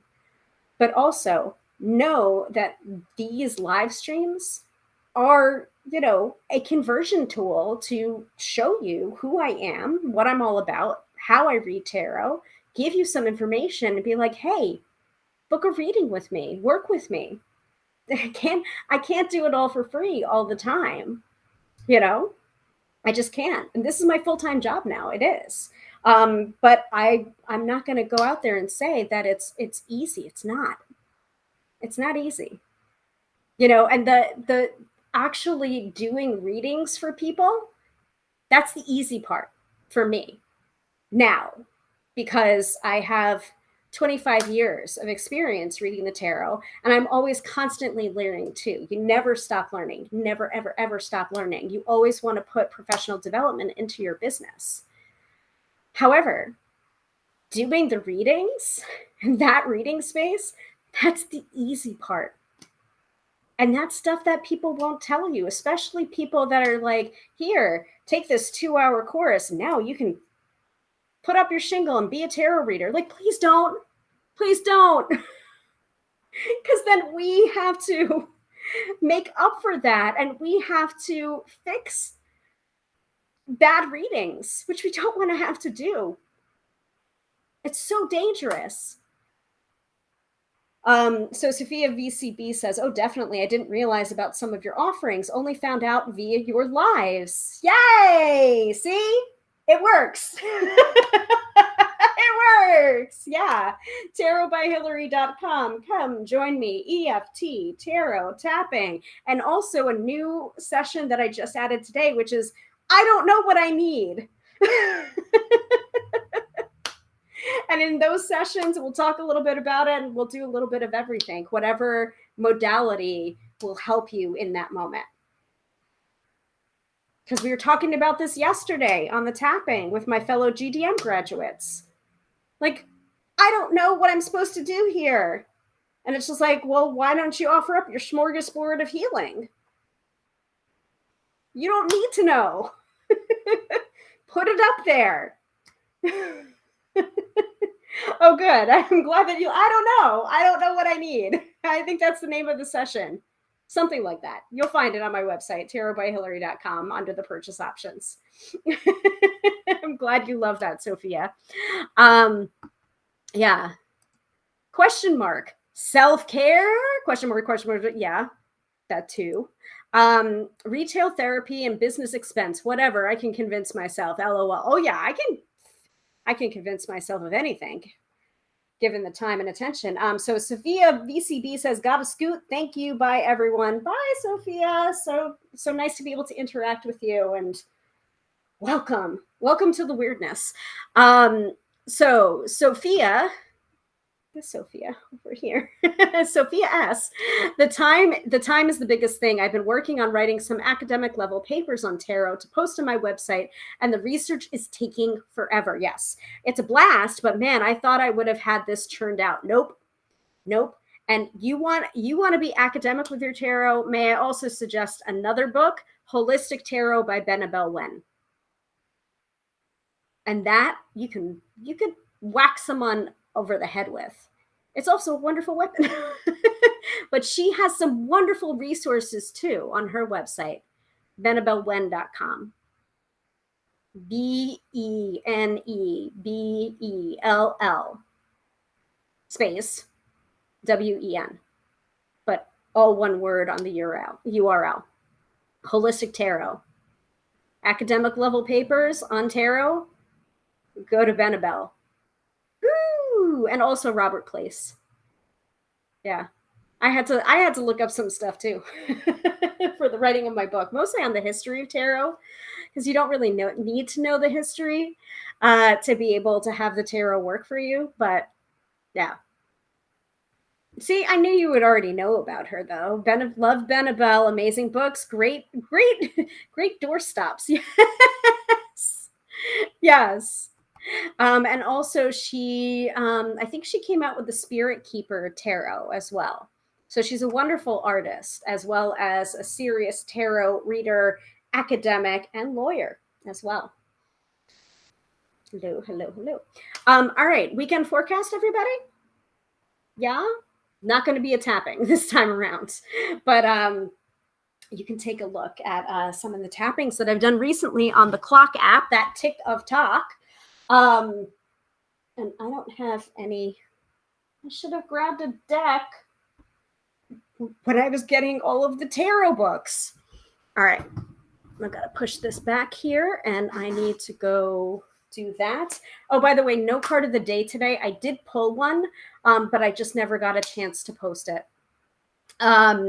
It really helped me in like pushing my ass to put up some of those purchase options that I was telling you about in the new page on my website for EFT and tapping. But that was the Magician card. So the Magician card from the Reflective Tarot. That was the card of the day. So Sophia is saying, right now, I'm working on a project about the history of the Celtic cross and how it went from being the spread to kind of fading away. I would love to hear about that because I don't know where it came from either. We don't know. And it's not as ancient or as mystical as everyone says. And there is a chapter on the Celtic cross with and without significator in my book that's coming out in November because they asked for it. That was a chapter that they asked for. And I'm just like, shit. Okay. And Joy Girl Candles is here. Hello to you. Thank you. Thank you for saying that, Sophia. It's sure as hell, it's sure as hell not ancient or Celtic. LOL. You're absolutely right. All right, let me grab a deck. I think we're going to go with an oracle card because, or an affirmations card. Actually, you know what? I do have an oracle deck right here that I haven't used in a while with my girl Bridget. So let me see if I can pull that out here without tumbling over this Jenga pile of books that I just created. If you hear an almighty crash, you know that the Jenga pile of books just fell and that I'm going to have a mess on my hands. But that's after the live stream. You don't have to worry about that. And my butt is sticking to the seat. Oh, it's gross in here. All right.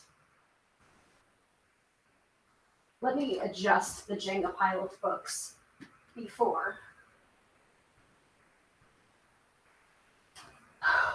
I try and go for this deck. We're not going to do the Moonology because we did that last week along with the tapping session.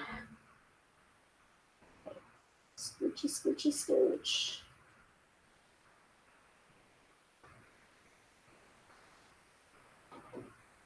Please don't fall. Did I do it? No. Oh, that's why the Visionary Oracle's down there too. No wonder. Please don't fall. Please don't fall. Okay. We're good.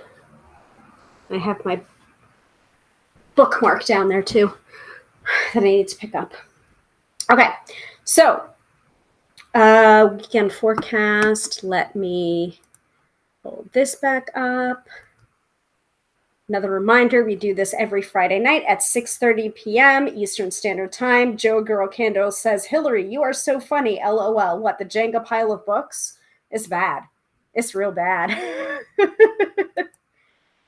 Yes, feel my pain. I'm so glad I amuse you. Okay, weekend forecast. So we are going to be doing the weekend forecast with an oracle deck called the Way of Bridget Oracle Cards. They were created by Tanya Reichley, and I believe you can find them on Etsy. I don't know for sure if it's on Etsy. I'm pretty sure though, because these were gifted to me from my friend and my best friend and high priestess, Dylan. You've probably seen Dylan on these before, she's a high priestess, but she is also a massage therapist and one of the most gifted natural mediums I've ever seen. And she is dedicated to the goddess Bridget, as am I. I did go down the priestess training path for about a year and a half before not abandoning it entirely, but just saying this is not right for me right now. But that doesn't mean that Bridget isn't all over me still. She is. And she understood. So it's a lot of work to be both a tarot reader and a priestess in training. And sometimes with the tarot work that I do, it feels very much like priestessing work without it actually being priestessing work. So, you know, when I was doing that training and the person that was bringing me through that process, I spoke to her very candidly about it. And we agreed that I'm putting aside that for now and that I could return to it if I was feeling called to do so. But that isn't to say that Bridget isn't still on my ass, because she most definitely is. So these are the Way of Bridget Oracle cards. So let us see what the weekend has in store for us. Let me unplug the computer because it is all charged up.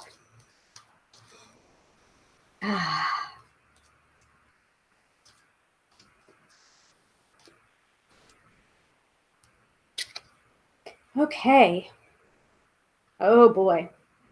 So it's almost like the equivalent of the strength card that's coming up. So all of these cards that is in this deck is an aspect of Bridget. These oracle cards provide messages and reminders of Bridget's presence in your life. Each day, draw a card to engage Bridget to help you connect more deeply with your truth, to heal your heart, and to manifest what you desire. After you pull a card, you may wish to keep it near you throughout your day to remind you of your journey, lovingly guided by Bridget, Irish goddess and saint. So that is the purpose of this deck. And so I have just pulled, Sophia, I'll get to you in a second. No, but I know Laura O'Brien. So we have just pulled Oak for Fortitude. So I will, it's very wordy, so I will read it. But this is Oak for Fortitude, and these are the backs of the deck. Oak for Fortitude. Bridget built her temple in a grove of towering oak trees. Close your eyes. Visualize sitting with your back against a mighty oak. Allow yourself to sink into the trunk of the tree. The oak has a message for you. Stand tall and strong with fortitude against life's challenges. At the same time, learn from my greatest weakness, which is inflexibility. My branches break easily in strong wind. Allow yourself to be strong and at the same time mutable. You are strength.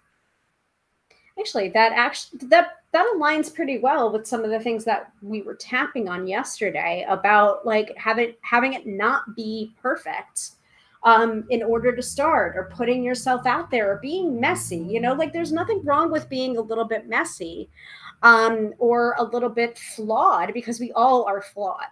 There's not a single one of, and by the way, this is another thing that it came up when we were doing the tapping was, I think it was, perfection is boring. And I am not boring. I am not a boring person. And perfection is boring. And since I am not boring, then I am not perfect. I want to be messy and fun. And I don't have to be perfectly curated in order to put myself on the internet.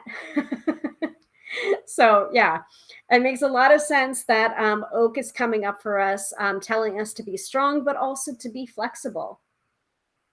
Don't take it all so seriously, folks. Okay. So Sophia is saying, have you read Laura O'Brien's Pagan Priesthood book? It's an excellent book on the many ways priesthood can exist in different ways. And Sophia is also saying, oh, I love that. I'm sure that's referring to the weekend forecast. But yes, I have met Laura O'Brien before at Harvest Gathering, which was a kind of like a pagan gathering weekend with different classes and events and ritual. And I think she did a class on, I've gone to 2 of her classes. One was on the Morrigan, and one was on fairies, I think. The Irish fairies, which are not cute, and like there's so much bad information out there about fairies. Like, ooh, yeah, it's not the what is it? The and I think it was like Emily Brown or something. You know, fairy art that I was into like as a teenager. So like those aren't, no, that's not what we're talking about. Anyway, but I have also been to Ireland and been in the Cave of the Cats. And I believe Laura brought through the Morrigan. Yeah, in her cave. And we received messages from the Morrigan in her cave. So yes, she is an excellent resource. So I'll probably have to read the Pagan Priesthood book. But you're right, and also many people that I've spoken with about priesthood and priestesshood is that it's going to look different for everyone, and it doesn't have to be a certain way, you know. So, but at this time, that particular path is not for me right now. Not to say that I'm not pagan, I'm still a witch. I've not changed my religion at all. It's just I couldn't dedicate myself in that way at this time. So Sophia says it's like cats versus mountain lions. The she don't play nice. LOL. Yes, that's correct. And also I highly recommend Tarot of the She by Emily Carding. Excellent tarot deck that also has an understanding of the she that is more accurate. So all right, that's it, everybody. So thank you all once again for joining me this evening. We do this every Friday night at 6:30 p.m. Eastern Standard Time. So I'm going to say it once again. I'll put the little crawler there. And wherever you tune in, whether it's the Book of Face, the Tube of You, the Gram of Insta, go ahead and click on the bell for notifications of when I go live next, but it's usually Friday nights at 6:30 p.m. Eastern Standard Time. Please follow, subscribe, do all the things because it really does make a difference. And also, I do have a paypal.me for a virtual tip jar if you want to contribute in any way, shape, or form to these live shows that I can continue to do them. That is paypal.me/tarot by Hilary NY. And you can also find that, I believe you can find that on my website too, or just go ahead and ask. But, if you're not sure you're sending money to the right person, please ask first or DM me if you need to be like, hey, is this you?